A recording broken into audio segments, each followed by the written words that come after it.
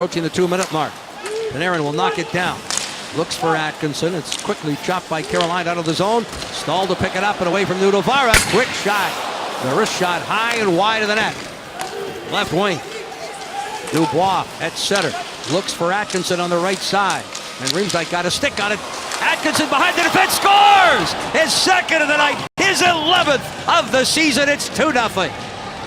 Well, the Hurricanes have an odd man rush for the first time tonight, and Jordan Staal rips it over Bobrovsky, and then the Blue Jackets work the puck out of their own end. This is a play at the blue line. Now the Blue Jackets are coming back. You can see Nudovara just mishandled the puck. There's that shot off the glass. Now the Blue Jackets have done a good job here so far tonight, working as a group to get the puck out of their own end.